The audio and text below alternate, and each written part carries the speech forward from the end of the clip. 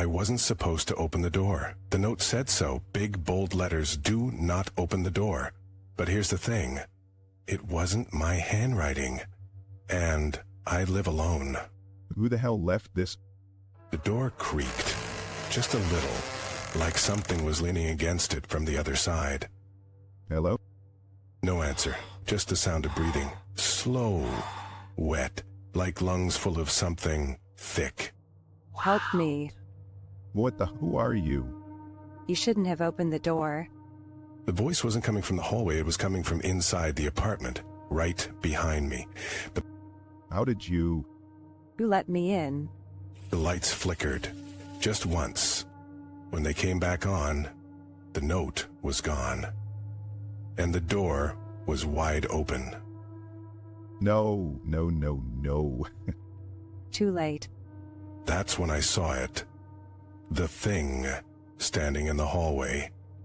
It wasn't human, not anymore. Its smile stretched too wide, its fingers too long, and its eyes. What are you? Hungry. The door slammed shut behind me. Let me out. But you just let me in. The lights went out again. This time, they didn't come back on. Turn the lights back on. They won't work, not for you. Something brushed against my arm. Fingers. Too many fingers. Get away from me. You invited me in. You wanted me here. My phone was in my pocket. I fumbled for it, my hand shaking. The screen lit up, but instead of my lock screen, there was just a single word in blood. Red letters.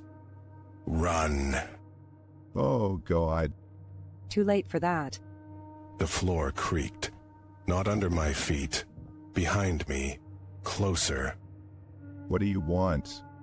You? The air turned sour, like rotting meat. My lungs burned just breathing it in. I didn't invite you. I didn't... The door was locked. You unlocked it. My phone screen flickered. The word changed. Don't look. Look at what? Too late, I turned around. There you are. The thing in the dark smiled, and then... That's not my voice.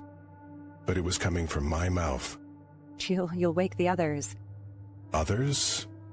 The apartment had been empty for years. The landlord told me that himself. What others? The ones under the floor. The ones inside the walls. A wet, crunching sound bubbled up from the kitchen, like teeth grinding on bone. No. They've been waiting for someone new. Someone to play with. The bedroom door creaked open by itself. The mattress was gone. Just a hole where it should have been. A hole filled with moving shadows. I'm leaving. But you just got here.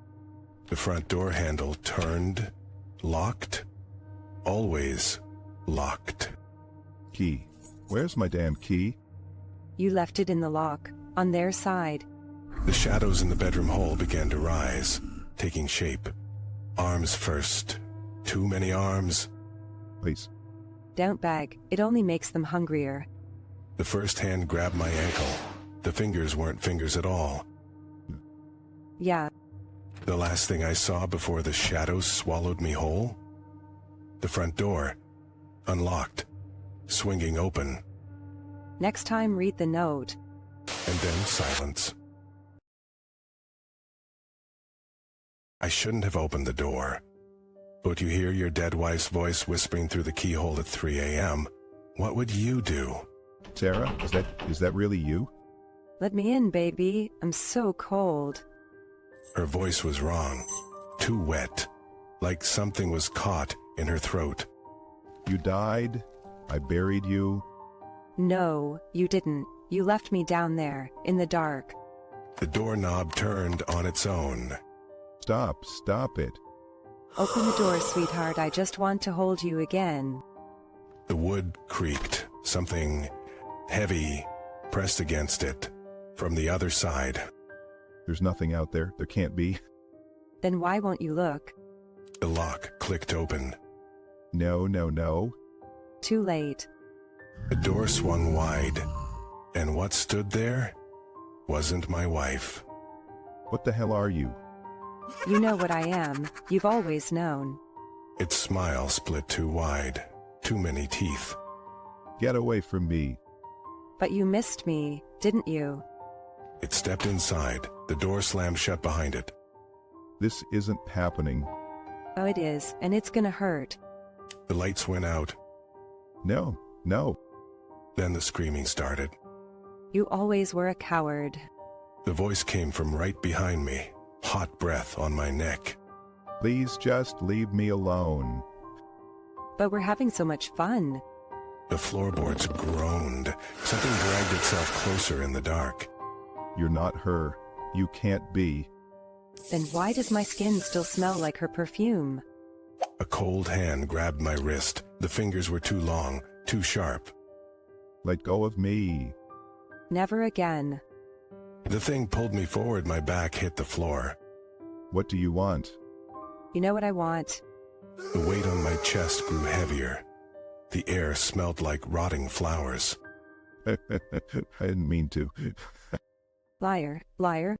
The darkness pressed down, crushing, suffocating. I'm sorry. Not yet, but you will be. Then the whispering started. Hundreds of voices, all hers. Make it stop. It's only beginning. The first cut burned like fire.